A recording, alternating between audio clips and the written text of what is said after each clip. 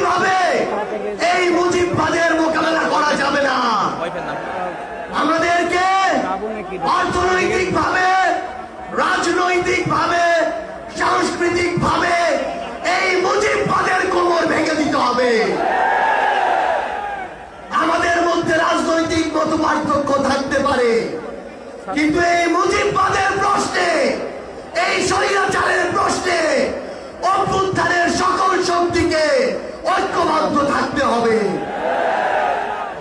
সংগ্রামী সহযোদ্ধারা, এই বাংলাদেশে আবারও নতুন করে মুজিববাদী ভারতপন্থী শক্তিগুলো এখন সক্রিয় হচ্ছে। আমাদের মধ্যে মতপার্থক্য থাকতে পারে, কিন্তু এই বাংলাদেশে বাংলাদেশপন্থী ব্যতীত কোন দেশপন্থী, কোন বামপন্থী, কোন শক্তির আর জায়গা হবে না। সংগ্রামী সহযোদ্ধারা, এই বাংলাদেশে আর ভারতীয় আধিপত্যবাদের জায়গা হতে দেয়া যাবে না। অন্য যে কোনো দেশের নামের কোন আধিপত্যবাদের জায়গা এই বাংলাদেশে হতে দেয়া যাবে না। সংগ্রামী সহযোদ্ধারা, হাজারের অধিক ছাত্র জনতা জীবন দিয়েছে। আমার হাজার হাজার সহযোদ্ধা আজকে আমার সামনে রয়েছে। আমাদের একটা আকাঙ্ক্ষা ছিল, গত জুলাইয়ে ওই আগস্টের 5 তারিখে আমাদের যেই স্বপ্ন ছিল, আরেক আগস্ট আসতে চলেছে, আমাদের সেই স্বপ্নগুলো পূরণ হয়নি। অন্তর্বর্তীকালীন সরকারের কাছে আমরা সুশীল সরকারের ভূমিকা চাই না। আমরা তাদেরকে অভ্যুত্থান পরবর্তী সরকারের ভূমিকায় দেখতে চাই। আমরা স্পষ্ট করে বলতে চাই, অভ্যুত্থান পরবর্তী বাংলাদেশে আমাদের বিচার লাগবে। এই বাংলাদেশে খুনি হাসিনার বিচার হতেই হবে, খুনি হাসিনার বিচারের রায় হতেই হবে। খুনি হাসিনার বিচারের রায়ের কার্যকর আমরা দেখতে চাই। আমরা স্পষ্ট করে বলতে চাই, এই বাংলাদেশে বিচার বিভাগকে কোন দলের বিচার বিভাগ হিসেবে আমরা দেখতে চাই না। আইন শৃঙ্খলা রক্ষাকারী বাহিনীকে ক্ষমতার তোষামত করা বাহিনী হিসাবে আমরা দেখতে চাই না।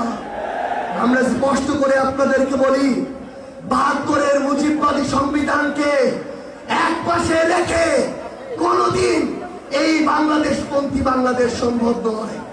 আমাদের নতুন সংবিধান লাগবে, আমাদের গণপরিষদ নির্বাচন লাগবে, আমাদের নারীদের অধিকার আমাদের নিশ্চিত করতে হবে, আমাদের সংখ্যালঘু ভাই বোনদের অধিকার আমাদের নিশ্চিত করতে হবে।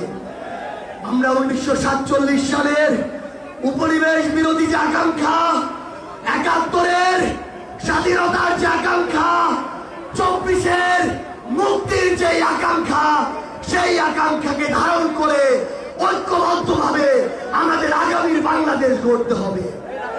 আমরা স্পষ্ট করে সর্বশেষ একটি কথা বলে যাই, ফ্যাসিস্ট বিরোধী 24-এর শক্তি আমাদের ঐক্যবদ্ধ থাকতে হবে। তবে ঐক্যবদ্ধ মানে এই নয় যে আমরা কারো অন্ধভাবে দালালি করব। কেউ যদি চাঁদাবাজি করে আমরা সেটা মুখের উপরে বলবো, কেউ যদি সিন্ডিকেট চালায় আমরা সেটাও বলবো, কেউ যদি দখলদারিত্ব করে আমরা সেটাও বলবো। তবে আওয়ামী লীগের প্রশ্নে আমরা ঐক্যবদ্ধভাবে আমাদের লড়াই চালিয়ে যাব। সংগ্রামী সহযোদ্ধারা, রাজনীতিতে প্রতিদ্বন্দ্বিতা থাকবে, প্রতিযোগিতা থাকবে, কিন্তু রাজনীতির যে সৌন্দর্য, এই সৌন্দর্য যেন আমরা ধারণ করি, তাহলে আগামীর বাংলাদেশ সামনের দিকে এগিয়ে যাবে। রাজনৈতিক প্রতিদ্বন্দ্বিতা যেন ব্যক্তি আক্রমণে কোনোদিন রূপ না নেয়। ইনশাআল্লাহ ফ্যাসিস্ট বিরোধী 24-এর শক্তি ঐক্যবদ্ধভাবে আমরা আগামীর বাংলাদেশ গড়ে তুলব। আপনাদের সাথে আমাদের আবারও দেখা হবে লড়াইয়ের রাজপথে অথবা বিজয়ে। ইনকিলাব জিন্দাবাদ। সংগ্রামী ভাই এবং বন্ধুগণ, আজকের ঐতিহাসিক জাতীয় সমাবেশে এখন বক্তব্য রাখবেন 2024 জুলাই